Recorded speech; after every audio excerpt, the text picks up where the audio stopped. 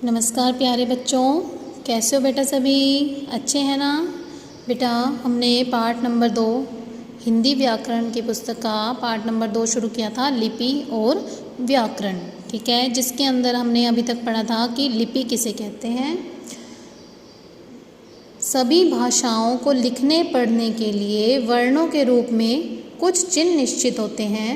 इन्हीं चिन्हों के द्वारा हम अपनी बात लिखकर प्रकट करते हैं और इन चिन्हों के लिखने को ढंग को हम क्या कहते हैं? लिखने के ढंग को लिपि कहते हैं। ठीक है, तो लिपि का अर्थ होता है लिखना, रंगना या चित्रित करना आदि। ठीक है बेटा, आज हम पढ़ेंगे व्याकरण एवं उसके भाग। जब हमने व्याकरण का क्या अर्थ होता है? जब हमने अपनी भाषा का शुद्ध रूप उसको जानना हो तो वो किसके द्वारा जान सकते हैं? हम व्याकरण के द्वारा, क्योंकि भाषा के कुछ नियम होते हैं।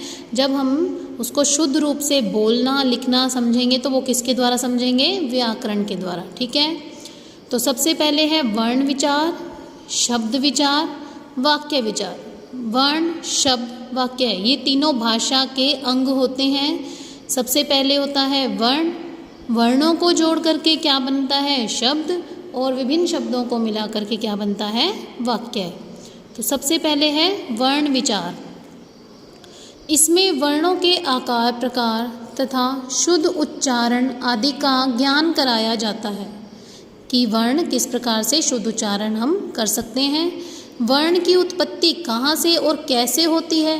इन सब का ज्ञान होने से हम शुद्ध उच्चारण करते हैं। वर्ण का एक नाम अक्षर भी है। वर्ण को क्या बुलाते हैं? अक्षर। ठीक है, एक या अधिक वर्णों के योग से शब्द निर्माण होता है। ठीक है, अगला है शब्द विचार।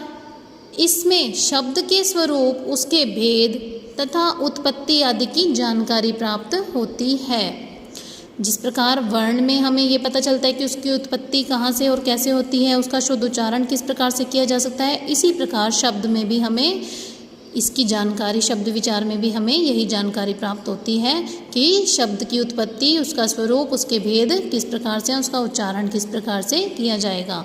प्रत्येक शब्द का अर्थ होता है, हर एक शब्द का कोई ना कोई अर्थ होता है, उन्हें सार्थक शब्द कहते हैं। तथा कुछ बिना अर्थ के शब्द भी होते हैं, यानी कि जिनका कोई अर्थ नहीं निकलता, ऐसे भी शब्द होते हैं, उन्हें निरर्थक शब्द कहते हैं। यानी जिन शब्दों का कोई अर्थ निकले उसे तो हम सार्थक शब्द कहते हैं, और जिन शब्दों का कोई अर्थ नहीं होता उनको हम निरर्थक शब्द कहते हैं। जैसे रोटी ओटी, चाय वाय, मिट्टी सिट्टी। ठीक है, जैसे अब रोटी तो हमारा सार्थक शब्द है क्योंकि रोटी का अर्थ होता है। ठीक है, ओटी का कोई अर्थ नहीं है इसलिए ये निरर्थक शब्द है। चाय वाय, चाय का तो अर्थ होता है, ये सार्थक शब्द है, लेकिन वाय का कोई अर्थ नहीं होता इसलिए ये निरर्थक शब्द है। मिट्टी सिट्टी। ठीक है, इसी प्रकार से अन्य और उदाहरण भी हो सकते हैं। ठीक है, हम आमतौर पर घर में भी यूज़ करते हैं इस तरह के कई शब्द जिनका कोई अर्थ नहीं होता, वो निरर्थक शब्द होते हैं, और जिनका अर्थ होता है वो सार्थक शब्द कहलाते हैं। ठीक है, अगला है वाक्य विचार। एक या अधिक शब्दों के योग से वाक्य बनता है। जब विभिन्न शब्दों को मिला दिया जाए तो उनके योग से क्या बन जाएगा? वो वाक्य। शब्दों का एक निश्चित क्रम होता है।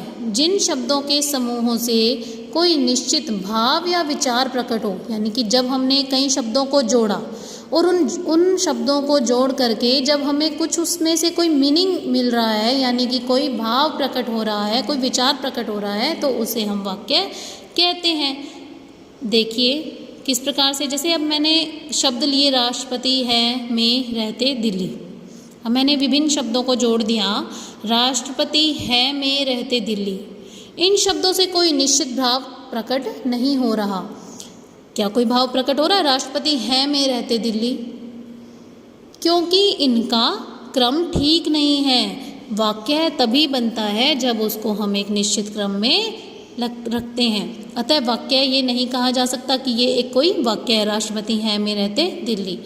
इन्हीं शब्दों को अगर हम एक निश्चित क्रम में रखेंगे तो उससे भाव प्रकट होता है। जैसे राष्ट्रपति दिल्ली में रहते हैं, अगर हम निश्चित क्रम के अनुसार हम शब्दों को रखते हैं तो उसमें से कोई ना कोई भाव जरूर प्रकट होता है। ठीक है, जिस प्रकार शब्दों में क्या होता है, सार्थक और निरर्थक शब्द होते हैं, इसी तरह वाक्य में भी ठीक है निरर्थक वाक्य होते हैं जिनका कोई अर्थ प्रकट नहीं होता। तो हमें निश्चित क्रम के अनुसार ही शब्दों को जोड़ना होता है।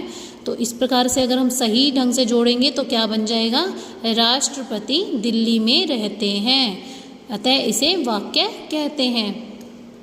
वाक्य शुद्ध है या अशुद्ध, इसकी जानकारी व्याकरण से होती है। ठीक है, हमें व्याकरण ने ही बताया कि वाक्यों का एक निश्चित क्रम होता है, शब्द सार्थक और निरर्थक होते हैं और वर्णों का उच्चारण किस प्रकार से किया जा सकता है, तो ये सब जानकारी हमें व्याकरण से मिलती है। अब अशुद्ध और शुद्ध शब्द वाक्य दिए गए हैं। राम फल खाती है, ये अशुद्ध है, क्या आएगा, राम फल खाता है। दीक्षा खेलता है, दीक्षा खेलती है। अवंतिका कहानी लिखता है, तो शुद्ध इसका वाक्य क्या होगा, अवंतिका कहानी लिखती है।